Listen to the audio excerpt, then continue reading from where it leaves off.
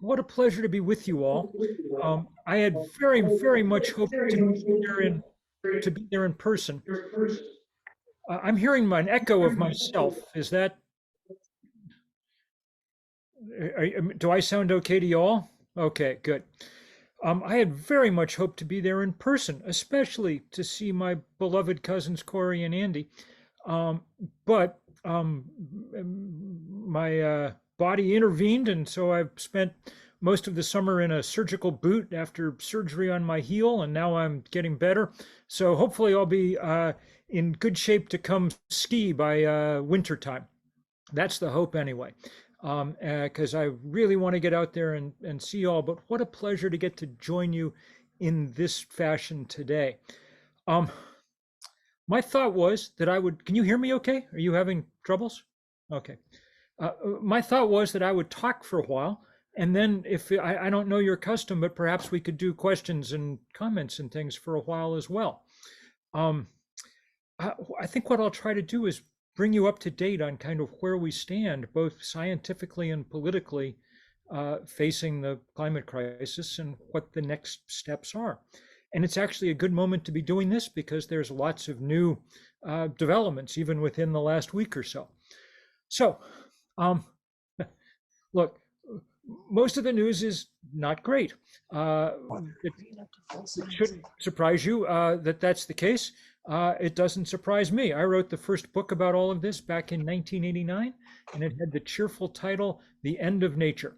So we've known for a very long time the basic outlines of this story and what we were getting into. We've known since at least the 1980s that when you burn coal and gas and oil, you put CO2 in the atmosphere, that the CO2 traps heat that would otherwise radiate back out to space, and that we were at a level where that was beginning to warm the Earth pretty dramatically. So far, human beings have warmed this planet 1 degree Celsius, 1.8 degrees Fahrenheit. That doesn't sound like very much. I don't know what the temperature in Ely is today, but if it was 60 when you walked into this room and 62 when you walk out, your body won't be able to tell the difference. But it turns out that on a planetary scale, that's an enormous amount. In fact, I find it useful to think about it in different units. The amount of extra heat that we trap every day near the planet is it's about the heat equivalent of about 400,000 Hiroshima-sized bombs every day. If you think about it in those terms, it gets easier to understand how we've melted half the sea ice in the summer Arctic, how we're now aggressively raising the level of the ocean, how we've managed to dramatically upset already the hydrological cycles of the planet. If you wanted one fact to understand our century, you could do worse than warm air holds more water vapor than cold. And this explains why it gets very, when it gets, when the planetary temperature goes up, in arid areas, we see more evaporation and hence more drought and hence more fire. And obviously, that's the sad story across the world at the moment. I mean, we watch with horror the fires in the American West, and they're truly horrifying on a scale of things that we haven't ever measured before, seen before. But truthfully, there are far bigger fires burning elsewhere on the planet where there's fewer people with cameras paying attention. The last 3 or 4 years, we've had truly epic wildfires across huge parts of Siberia, which is 2 or 3 or 4 degrees of latitude north of where we really ever had fires before. It was always too wet, too cold, but now it dries out quickly, and the temperature goes up and fires get out of control. And when they burn, they're now burning into the peat layer underneath those boreal forests, and that produces enormous clouds of carbon. The last 2 winters, fires have managed to keep burning under the snow through some of the coldest winter weather on Earth, month after month. And then when spring comes, they spring fully back to life and reignite. Once that water that's evaporated up into the atmosphere, it comes down, and it comes down in wet areas. Galaxy S7. comes down in wet areas, like the area where I live in New England. We've seen about a 70% increase in gully washer storms, storms that drop more than 2 inches of rain in a 24-hour period, the kind of storms that do nobody any good, that erode soils and that drive road crews out of their minds. In fact, the easiest people to convince about climate change are usually Department of Public Works superintendents who know that they've spent the last 2 decades ripping out 14-inch culverts and putting in 18-inch culverts because the old book on rainfall just doesn't apply anymore. Um, and again, this cycle of drought and flooding is worse elsewhere around the world even than it is here. You've seen these pictures perhaps this week of what's happening in Europe, where all the great rivers of Europe, where we have records going back many, many hundreds of years, are essentially dry now. You can walk across the Loire River in France. You can walk across the River Po in Italy. The Rhine is so low that navigation's essentially ground to a halt. Meanwhile, last week in Seoul, Korea, a metropolis of 25 million people, they managed to get 17 inches of rain in 24 hours. And all the streets of this vast modern metropolis were just filled with cars bobbing down the avenue. That's what happens so far when you've increased the temperature 1 degree Celsius. We're on a path at the moment, a kind of trajectory. The promises and pledges that various countries have made and things that would, even if they were kept, the ones we made, say at Paris, we would raise the temperature of the planet pretty close to 3 degrees Celsius, 5 or 6 degrees Fahrenheit. If we do that, then we will not have civilizations like the ones we're used to. The kind of violent chaos and flux is just too much.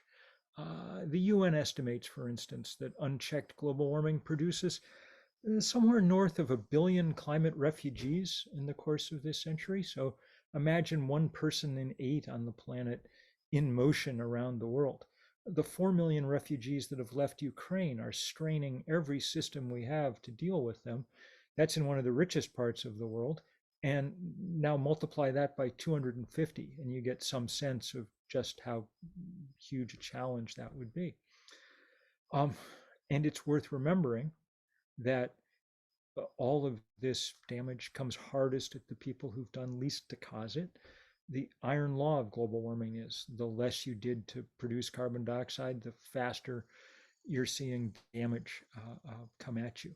And it's hard to sort of to remind people of just how desperate a situation this is for so many people already. 2 years ago, we had the busiest hurricane season in the history of the North Atlantic, which is what you'd expect. As you raise the temperature of the ocean, you get more, there's more heat in the top layers, which is the thing that powers hurricanes. The last 2 hurricanes of the season, we were run out of letters, so we were into the Greek alphabet. So Eta and Iota didn't crash into the US, they crashed into Central America, really about 10 miles apart. And they did extraordinary damage in Honduras and Guatemala. We think the damage in Honduras was equivalent to about 40% of GDP. By comparison, the worst storm that ever hit the US, Katrina, did damage equivalent to about 1% of our GDP. So there's a lot of people in Honduras who can't grow their food anymore. Either their farm is covered with sand, or the roads and bridges they relied on to get produce to market aren't there anymore. And not surprisingly, some of those people are coming north to our border. I don't know what their legal situation will be when they get there, but I know what their moral situation is. Nobody in Honduras has done anything to cause climate change.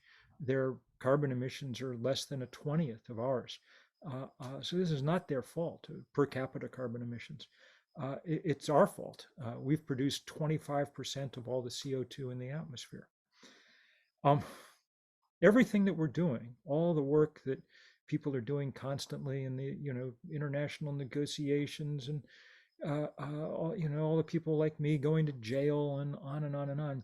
It's all in an effort not to stop global warming. It's too late for that, but to hold it as far below 3 degrees as we can. If we do everything right, maybe 2 degrees or maybe even a little less. That won't be a good outcome.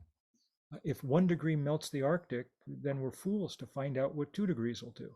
But we're probably going to find out, or close to it, even if we start doing things right at this point. So that's the bad news. And I'll take a breath, you take a breath, we'll get on to better stuff. The bad news is significant. This is by far the biggest thing that human beings have ever done. Nothing else even comes close. With the possible exception of all-out nuclear war, it's the first real existential challenge that our species has faced. So, the good news is that we know what to do about it, more or less. The basic challenge is we have to stop burning coal and gas and oil, and so the question becomes, what do we replace them with? And over the last decade, scientists and engineers have effectively answered that question. They've learned how to use the power of the sun and the wind cheaply, which was crucial. They've dropped the price of solar power and wind power about 90% in the last decade, to the point where this is the cheapest power on Earth and by a large margin. And they've developed on the same plummeting cost curve the batteries to store that energy for when the sun goes down or the wind stops blowing. This is a remarkable success story.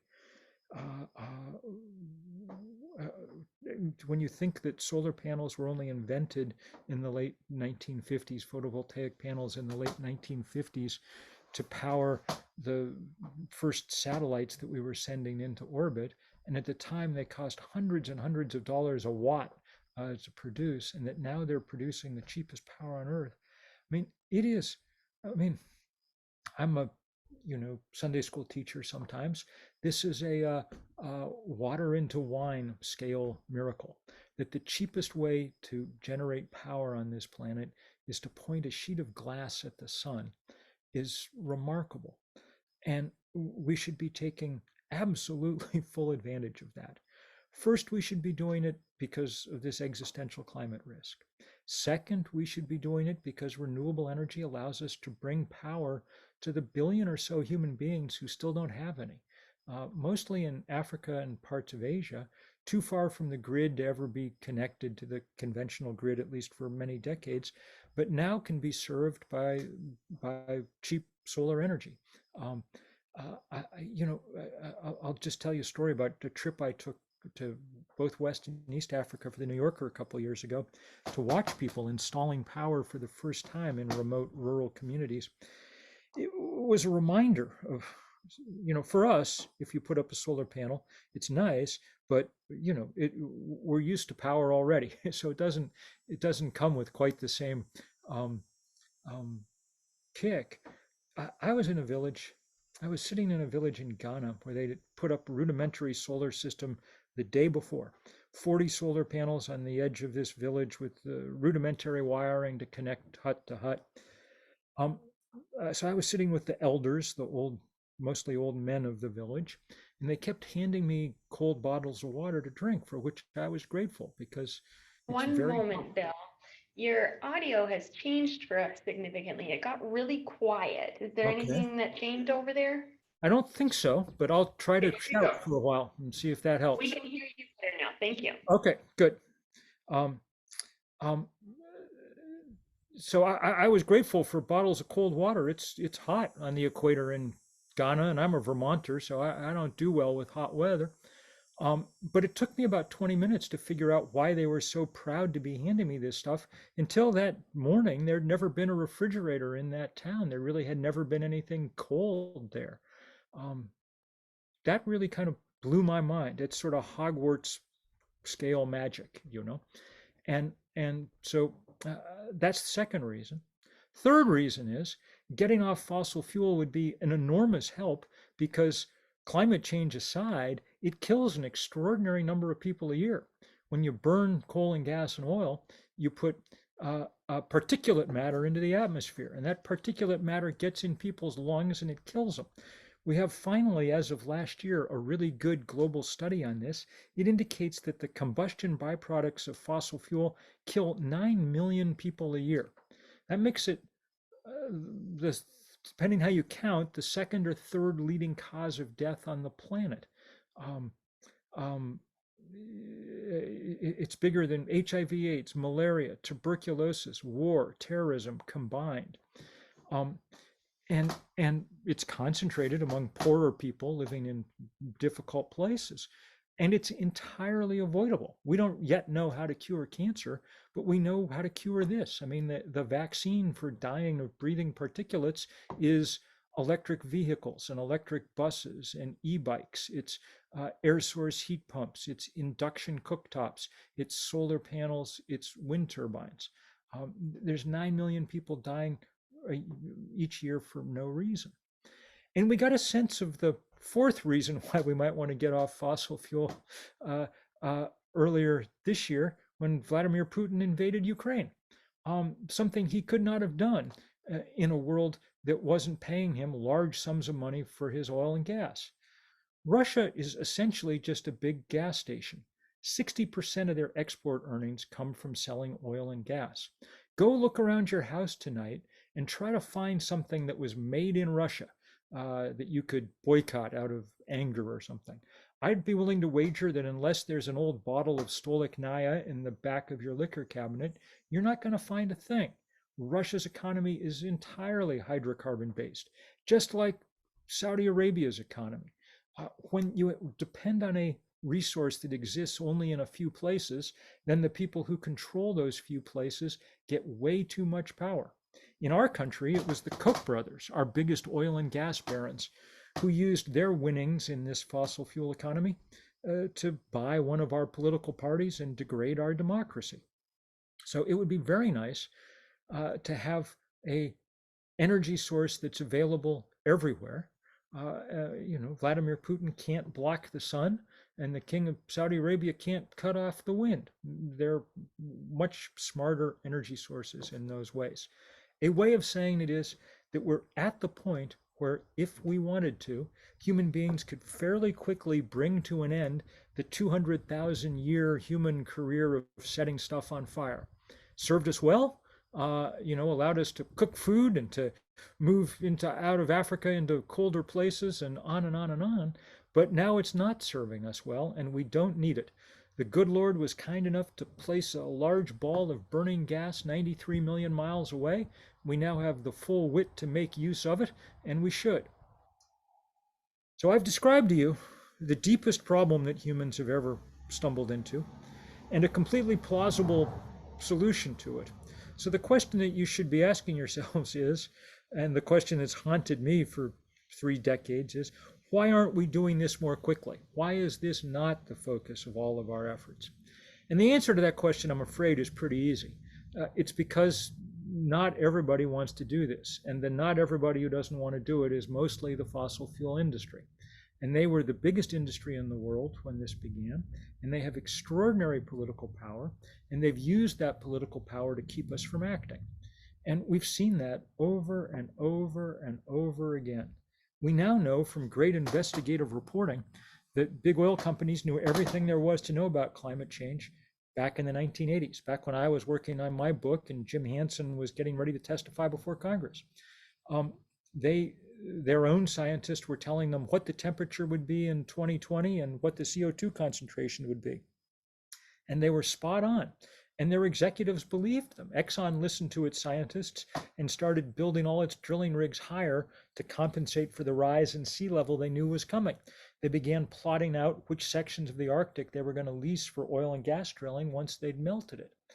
But they didn't tell the rest of us. Instead, across the industry, they spent billions of dollars building this architecture of deceit and denial and disinformation. It's kept us locked now for 30 years in a sterile debate about whether or not global warming was real, a debate that both sides knew the answer to at the beginning. It's just one of them was willing to lie. And that lie turned out to be the most consequential lie perhaps in human history because it cost us the thing we're shortest of, time. Instead of having 40 years to deal with this problem, we've now got, well, the Climate scientists say we need to cut emissions in half by 2030 if we're going to meet the targets we set in Paris. The fossil fuel industry has done everything that they could to delay action. Now that it's almost impossible for thinking people to deny the existence of climate change, they continue to try to slow down the transition to keep their business model alive a little longer. And you could see that even in these latest round of negotiations in the Congress. Um, the Democrats were set to pass an ambitious bill, some version of the kind of Green New Deal. But one of the last vote on which they depended was Joe Manchin, who's taken more money from the fossil fuel industry than anybody in Washington. So he held the whole deal up for 18 months. And then when he could hold it up no longer, he stuffed it full of gifts to the fossil fuel industry.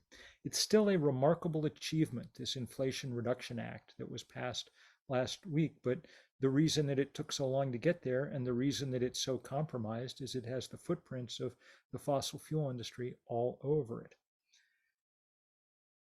The reason that we got there at all is because people went to work over the last 15 years building a movement to try and challenge, break the power of the fossil fuel industry. And it's happened in many ways. I mean, I helped start with 7 college students 350.org, which was the first iteration of a big global grassroots movement. And we began by just doing educational organizing all over the place. We've had, we think, 20,000 rallies and demonstrations in every country on earth except North Korea. And then we got more pointed and we started helped start this fight over the Keystone Pipeline, which became maybe the signal environmental battle of the last decade. And then we took on, to the best we could, the kind of money behind the fossil fuel industry. We've sponsored this huge fossil fuel divestment campaign around the world, which has become, by most measures, the largest anti-corporate campaign in history. We're at about $40 trillion in endowments and portfolios that have divested some or all of their coal or oil or gas stocks. And it includes now most of the famous universities in the world: Oxford, Cambridge, Harvard, University of California, University of Michigan, I think Minnesota. It includes it includes huge pension funds: New York State, New York City, Maine, Quebec, the Netherlands, on and on. And it's put real pressure on this industry. And now we're trying to expand that work to go after the banks that back the fossil fuel industry. Since the Paris Accords were signed, the 4 big American banks, Chase, Citi, Wells Fargo, Bank of America, have lent more than $1 trillion to the fossil fuel industry to continue their expansion, even when scientists are telling us we should not, under any circumstances, do that. And so we're doing our best to hold them to account for that. That work is difficult, but very, very productive. Shell Oil said a couple of years ago that divestment had become a material risk to its business, which is good because Shell Oil's business is a material risk to life on planet Earth. And we've got to very quickly move this ball down the field. Now, the act that was passed last week in Congress and will be signed sometime this week by President Biden is an extraordinary achievement. It finally, 34 years and 50 days after Jim Hansen made his first testimony about climate change to the US Congress, they finally acted. And the President Biden and Senator Schumer and the other people who negotiated it deserve real credit for getting it done. There are no sticks left in there, no regulation. Manchin stripped all that out of it, but there are quite a few carrots, 369 billion of them or so, in tax credits and other money for clean energy. And it should provide an extraordinary boost to this energy, to this energy revolution. With luck, it'll draw in 10 times that amount in private capital, and we will see dramatic acceleration of the use of sun and wind and batteries in the years ahead. Uh, the good part about this, the thing that makes it relatively easy, is that the things that we're being asked to do are not hard, most of them. Um, Replacing, if you drive a car, replacing your car with an electric vehicle is not a great sacrifice. The electric vehicle works better than the one that you're driving now. It's quieter, it's faster, if that matters to you. Um, and there's so few moving parts that it needs very little repair. The air source heat pump turns out to be an elegant way to heat homes and cool them in the increasingly hot summers, even in places like Minnesota. Um, and the induction cooktop is a replacement for the open fire currently in your kitchen is a tremendous idea. People who have a gas stove in their house also have asthma rates among their children about 40% higher than people who don't. Um, so, um, you know, um, I mean, we can stop burning things, and we should. If we're going to get this done in the time we have, it's going to take pushing and pushing very hard, continuing to build movements. And I'll just end by saying who it is I think should be doing more of that pushing. Up till this point, young people have been the absolute heart of the climate movement. I started 350.org with 7 college students. It was college students who did the work on campus around these divestment campaigns. When they got out of college and wanted to keep working, they formed the Sunrise movement that brought us the Green New Deal. You all know Greta Tunberg, and you should. She's one of my favorite people on earth to work with. I adore her. She would be the first to say there are 10,000 Greta Thunbergs across the planet, and they have 10 million followers. That's how many kids were out on school strike in September of 2019 before the pandemic hit. And that's fantastic. Young people obviously should be in the lead of this fight because they're going to have to live with it long after I'm dead. The world that we're creating is going to be their hot, brutally hot world. But I got a little tired at some point of having people tell me that it's up to the next generation to solve these problems, because that seems both ignoble and impractical. For all their intelligence, energy, idealism, young people lack the structural power to make the quick changes that we need. And the people who have that power, a lot of them are people like me over the age of 60. Now, I can't see you all there in that room close enough to know, and perhaps there's nobody there who else is over the age of 60. So you ignore me if you want, but I'm going to spend just a few minutes describing the work we're doing now as we form this thing called Third Act. There are 70 million Americans over the age of 60. That's a bigger population than France. 10,000 people join that number every year. Every day. That's as many people as are born every day in this country. Not only are there a lot of us, we punch above our weight politically. There is no known way to keep old people from voting. Not only that, we ended up with most of the money. Fair or not, we've got about 70% of the country's financial assets compared with about 5% for millennials.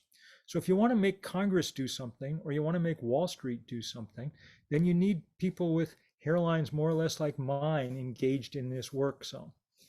And so that's what we're doing. We started Third Act about 6 or 8 months ago to try and bring older people into action. People told us that it probably wouldn't work because people get more conservative as they age.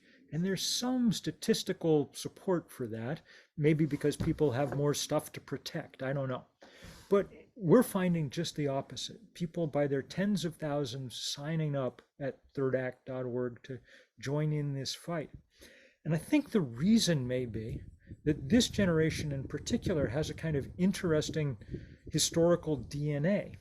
If you're in your 60s or your 70s or your 80s right now, you were around for the period of epic social and cultural and political transformation that really reshaped things. And you can tell what an epic period that was because everything that the Supreme Court is doing now is all aimed at things that happened in that brief window of history. The Voting Rights Act of 1965, the Gun Control Reform Act of 1968, the Clean Air Act of 1971, Roe v. Wade 1973. Um, these are the things that we fought for and won, or at least were witness to, bore witness to in our youth. If we've won that fight once, we can win it again. Now, it's true that in our second act, with plenty of noble exceptions, perhaps we concentrated more on consumerism than on citizenship. But that's water under the bridge. As people emerge into their third act, they have lots of skills acquired over a lifetime, lots of connections, lots of resources, lots of time, which they may not have had before. And they've got kids and grandkids. So this abstract concept of legacy becomes extremely concrete. Your legacy is the world you leave behind for the kids, the people you love the most. And at the moment, the world we're going to leave behind is going to be worse than the one we found, which is a new thing for human beings and not the legacy that we want. So we've been having a great deal of fun doing this work. Part of the fun is that many of the cultural icons of this generation are still around and fighting. I tell the young people that I work with a lot, say what you will about the boomers, we did bring you the best music the world's ever seen. And so it's fun to have Carole King and Neil Young and Patti Smith and on and on and on engaged in this work. And it's fun for people, I think, to sort of reimagine the possibilities of this generation. I got my first sense of this 10 years ago when I was organizing the first of the big civil disobedience actions at the start of the Keystone Pipeline fight. And I wrote a letter asking people to come to Washington to get arrested. Not an easy letter to write, but one of the things I said in the letter was, I did not think that young people should have to be the cannon fodder here. They're doing most of the work, but if you're 19, an arrest record may be not the best thing for your resume. One of the few unmixed blessings of growing older is that past a certain point, what the hell are they going to do to you? And so it was a pleasure to see, people who look like me arriving in DC to get arrested. We didn't ask people, how old are you, as they were being put into the paddy wagon.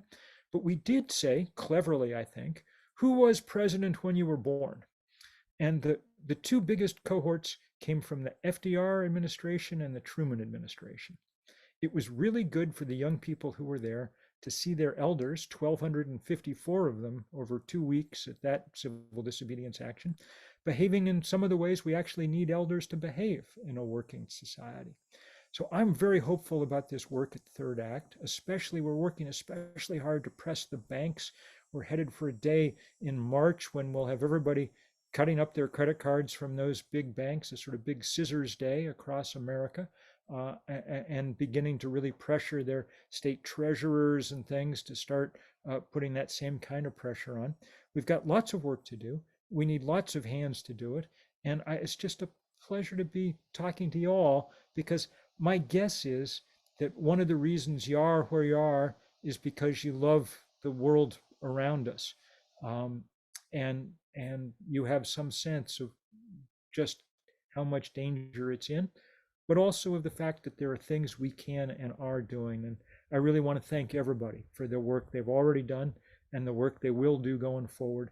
And thank you all too for just listening to me on this nice August afternoon. And if you've got questions or comments or critique or abuse or whatever, I'm happy to entertain it. But thank you all very much.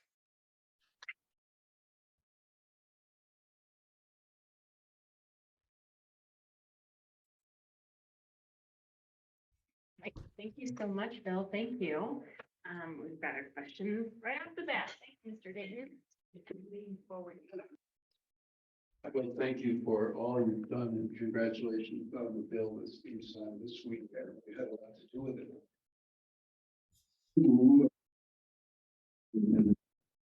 You're breaking up. I suddenly can't hear you. just getting one word in three. Maybe someone's going to have to repeat it right into the computer. Hear me now. Yes, that's a little better. Okay. This morning in the New York Times, Krugman wrote an editorial exploring why it was that there wasn't a single Republican vote. Yeah, See the editorial? And I did see it. he argues that it's not just money, because some of the other companies BP and Shell. And he argues that it's become such a political issue because people regard liberalism as consistent with being woke, concerned about racism and ethnicity and equality. And so basically it comes down to anything those people want to do, I'm against it.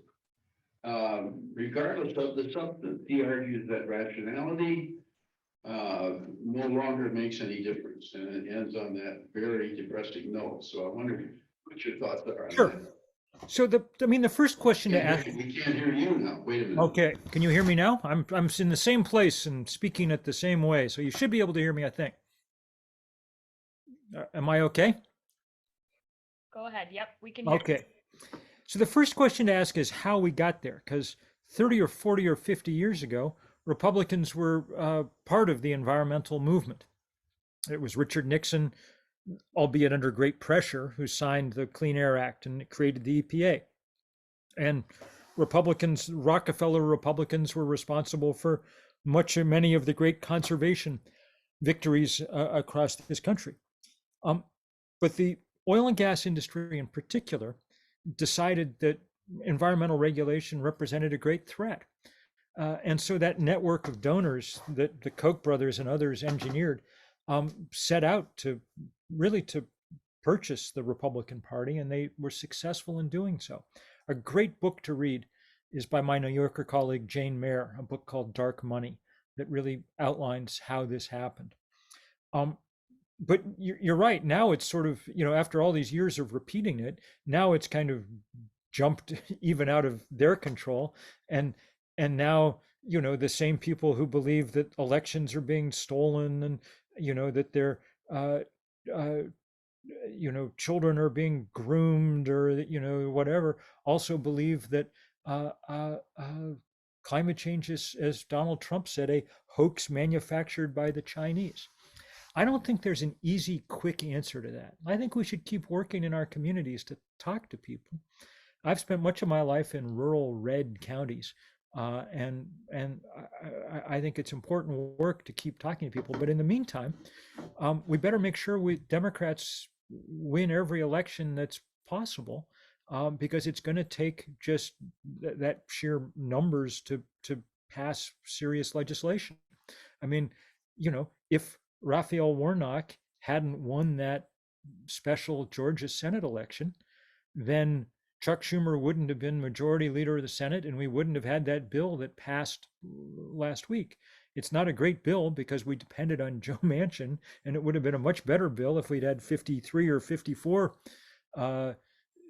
senators, but that's what allowed it to happen. So for the moment, I'm afraid it's going to take winning elections to be able to keep doing this stuff. And the other thing we're working on at Third Act is sort of democracy protection, because that, our democracy was the other thing we took for granted, along with the physical stability of our planet. And it turned out that was a bad idea too. I don't think there's many people my age who ever imagined that we would see mobs storming the Capitol and killing police officers in order to stop the counting of votes in elections. But we have, so we better be serious about this and do our very best to have civil conversations at home that slowly bring things around in the right direction. And in the meantime, since we're facing a timed test, to win the elections that we can and do what we can.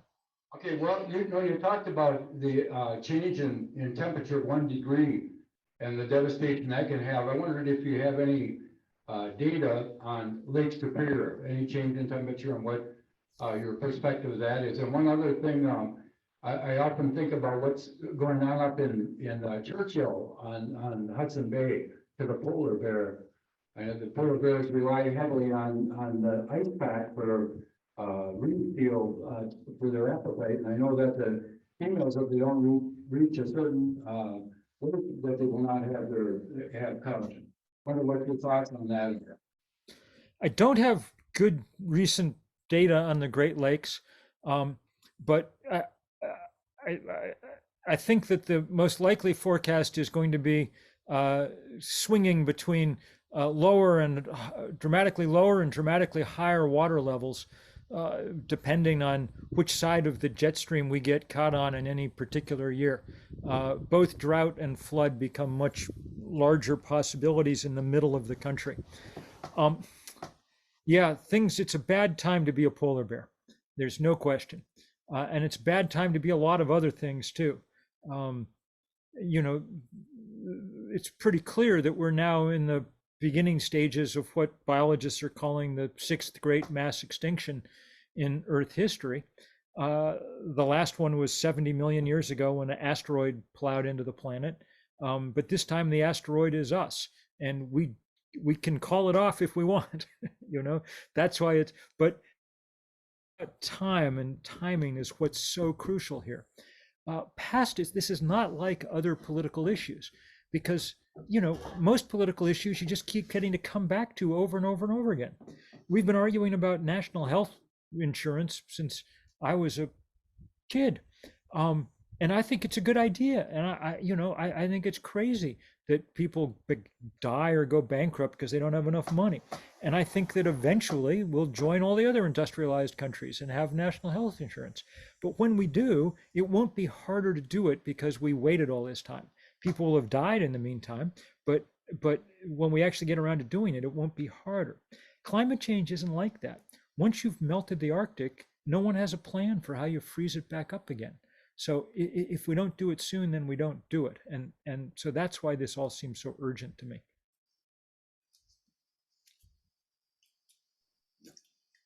All right. Can you hear me, Bill? I can. Awesome. So we have a question in the chat. Andrew Slade asked about the global conglomerates that are planning new sulfide mines in Northeast Minnesota are claiming that their mines will primarily be built for climate protection and not for their own greed, but the water quality impacts and CO2 impacts will be the same. What are your thoughts on those proposed mines in northeastern Minnesota?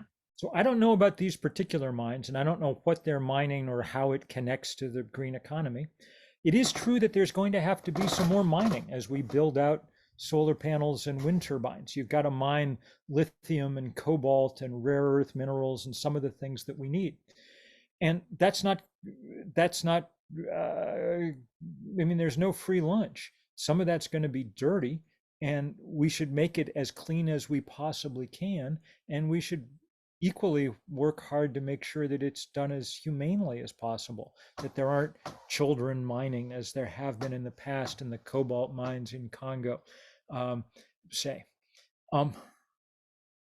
If we go to renewable energy, the total mining burden on the planet is going to drop about 80%.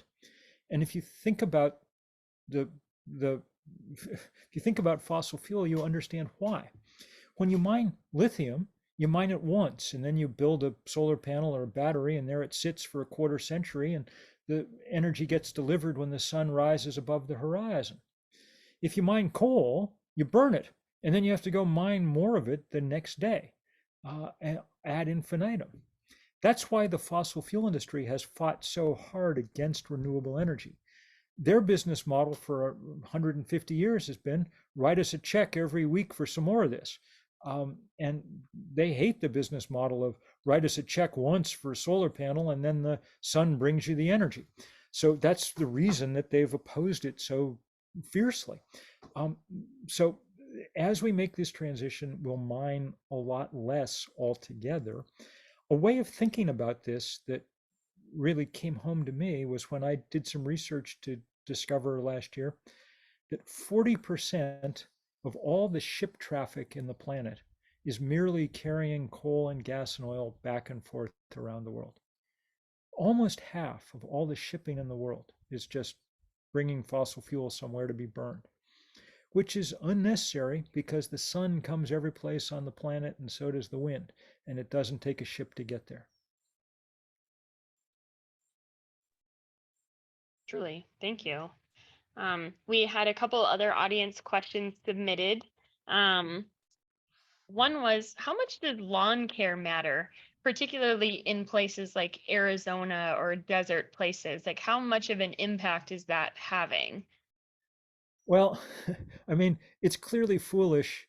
I mean, it's an open question as to whether people should be living in large numbers in Phoenix.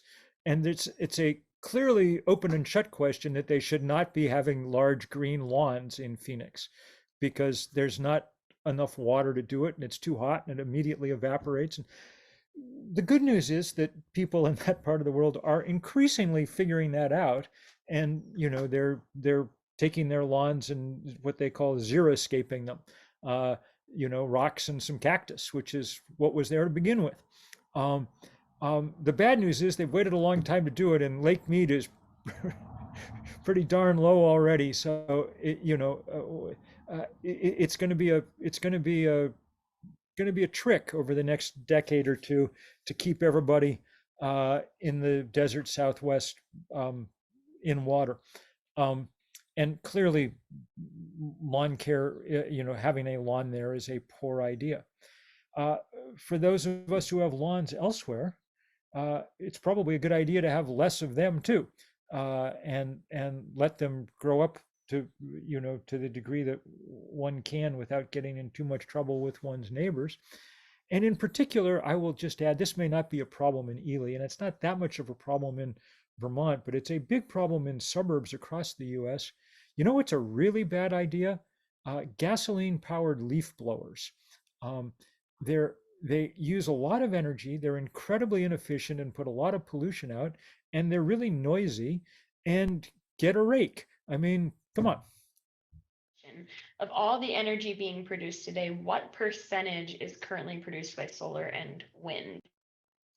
Depends where you are. Around the world, it's increasing very fast. And in the US, I think we've passed the point where renewables, including hydro, are now well ahead of coal, and gas is still ahead, but not by that much. But we're at this point where we're seeing kind of exponential increases in renewable energy use finally. So it's in this kind of S curve that's, you go on for a long time quite slowly, and then things turn up very fast. So for instance, with electric vehicles, the guess of everyone is that the real takeoff point is when you pass about 5% of vehicles being electric, which will probably pass this year in this country. We've passed it in much of the world already. And once that happens, it means that the infrastructure is in place and so on and so forth. And now people are starting, to figure out that if they buy a gas-powered car right now, a new one, it's going to be in 10 years when they want to resell it, it's going to be a piece of junk that nobody wants to take off their hands. So the momentum for all these things gets strong fast. What is your take on nuclear energy? So it's very low in carbon. So that's good. And if we have nuclear power plants that we've already built, we're probably smart to try and keep them going for a while, producing low carbon fuel. I don't think it's going to be a big part of the future because the economics are terrible. It's really expensive way to generate electricity.